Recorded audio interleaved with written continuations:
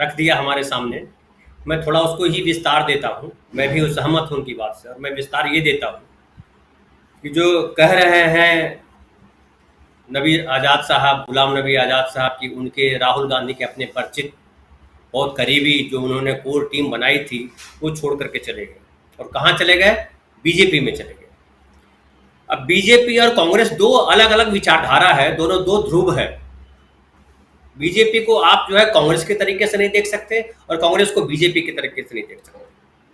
तो जो लोग कांग्रेस छोड़ करके, कांग्रेस देखिए, कांग्रेस मतलब क्या होता है? कांग्रेस जो है एक ऐसी पार्टी है जो समावेशी है, तमाम जातियों के, तमाम धर्मों के लोगों के, तमाम वर्गों को लोगों के अपने साथ चलने के, अपने साथ लेकर चलने की बात करने वाली पार्टी है। वो चाहे दलित हो, चाहे आदिवासी हो, चाहे मुस्लिम हो, चाहे हिंदू हो, अगड़े हो, पिछड़े हो, जो भी है, हिंदुस्तान में जितने तरीके के लोग रहते हैं सबको साथ लेकर चलने की बात करती है, उसका नाम है कांग्रेस पार्टी।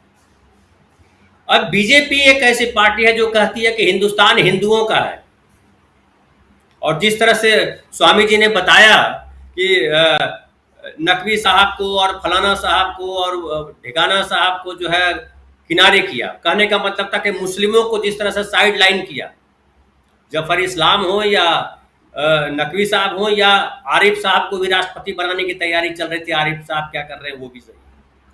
तो एकदम क्लियर है, और देश में जिस तरह का माहौल बनाया है बीजेपी ने, उससे स्पष्ट है कि बीजेपी और कांग्रेस में भारी और विपरीत अंतर है। दोनों एक दूसरे के समकक्ष नहीं हो सकते विचारधारा के स्तर। अब जब जो कांग्रेस को छोड़ करके बीजेपी में गए हैं, वो विचारधारा के स्तर पे कितने मजबूत हैं वो आप उससे समझ लीजिए। अब गुलाम नबी आज़ाद जी के ऊपर आते हैं।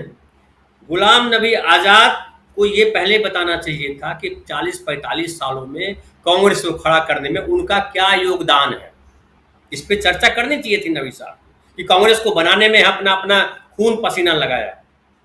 हमने बिहार में कांग्रेस को मजबूत किया, या जम्मू कश्मीर से जहां से आए हैं वहां कांग्रेस को मजबूत किया, या महाराष्ट्र में दो बार लोकसभा का चुनाव लड़के जीते वहां कांग्रेस को मजबूत किया, या दिल्ली में रह रहे थे 40 साल से वहां कांग्रेस को मजबूत किया।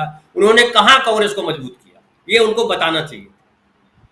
अब फिर देखिए कि कांग्रेस को मजबूती जो है गांधी परिवार से आती है या गांधी परिवार को छोड़ने के बाद कांग्रेस में मजबूती आती है। ठीक है कि जो कांग्रेस जो आज़ादी के समय जो लड़ाई लड़ रही थी, उस कांग्रेस में अलग अलग लोग अध्यक्ष हुए, लेकिन उसमें गांधी एक सर्वमान्य नेता के तौर पे खड़े रहे। तो अध्यक्ष चाहे जो भी हो जाए, कांग्रेस के समर्थक या कांग्रेस की विचारधारा गांधी के साथ चलती रही। आज़ादी के बाद जब गांधी जी की डेथ हो जाती है, जब उनकी हत्या कर दी जाती है इन्हीं विचारधारा के लोगों द्वारा, जो विपरीत विचारधारा के लोग जो नहीं चाहते थे हिंदुस्तान समावेशी राष्ट्र है, जो हिंदुस्तान को एक खास धर्म या संप्रदाय का राष्ट्र बनाना चाहते, तो जब वो रहे तो नेहरू उसमें बड़ा इंपॉर्टेंट रहे, और उस समय जो है एक चलता रहा, अलग अलग लोग बनते रहे अध्यक्ष। लेकिन जब सत्ता में लंबे समय तक रहे तो इंदिरा गांधी के जमाने में किस तरह से हुआ और सारी चीजें किस तरह से बदलने लगी। इंदिरा गांधी ने तो अलग कांग्रेस बना ली थी, वो कांग्रेस अलग थी, खैर। लेकिन उसके बाद जो व्यक्तिवाद जिस तरह से हमारे समाज में हावी हुआ, हमारी राजनीतिक दुनिया में हावी हुआ, आज देख लीजिए बीजेपी कितना भी दावा करे कि हमारे यहाँ अलग अलग बैठ करके निर्णय लिए जाते हैं, लेकिन पिछले 8 वर्षों में मोदी और अमित शाह ने बता दिया है कि निर्णय सिर्फ हम लेते हैं।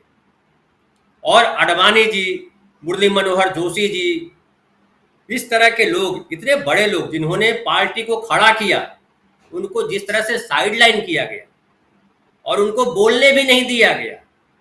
गुलाम नबी आज़ाद तो बोल रहे हैं और खुले तौर पे बोल रहे हैं, और जो बोल रहे हैं वो डैमेज करने के लिए बोल रहे हैं, वो कांग्रेस को मजबूत करने के लिए नहीं बोल रहे हैं।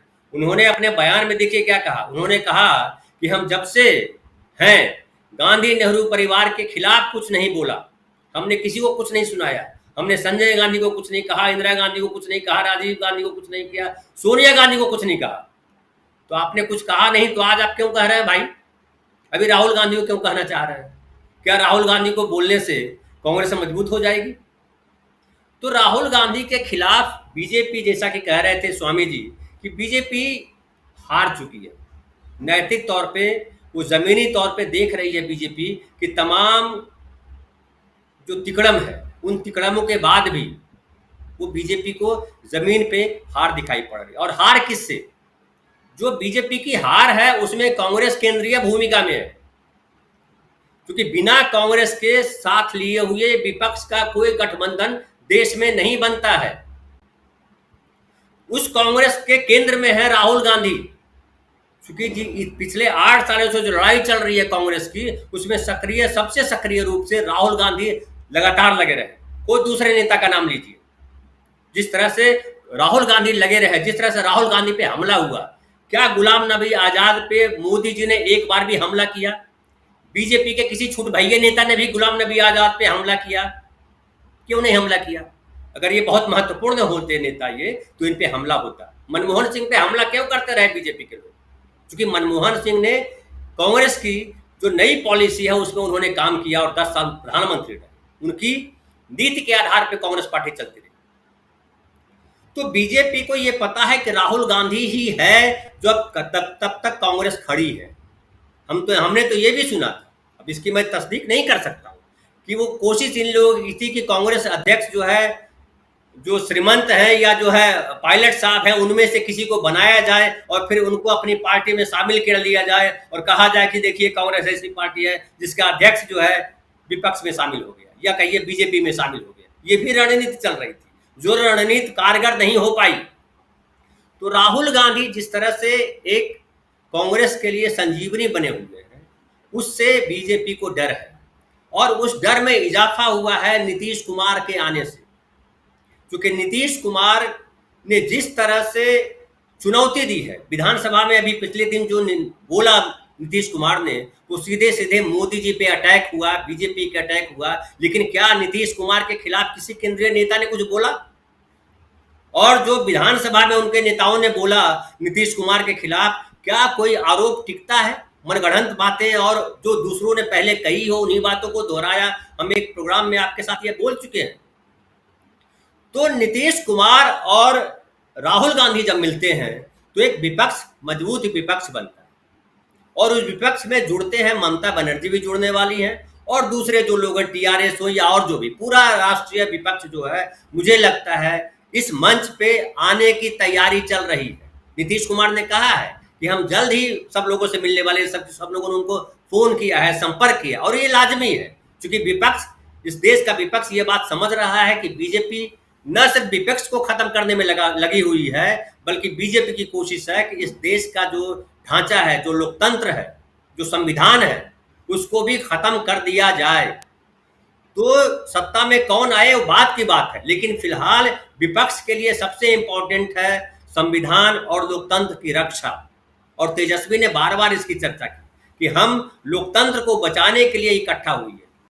तो विपक्ष लोकतंत्र को बचाने के लिए इकट्ठा होगा, और इस लोकतंत्र को बचाने में कांग्रेस की कितनी बड़ी भूमिका है ये हम सब जानते हैं, और इस पे हम बात कर चुके हैं। राजीव जी।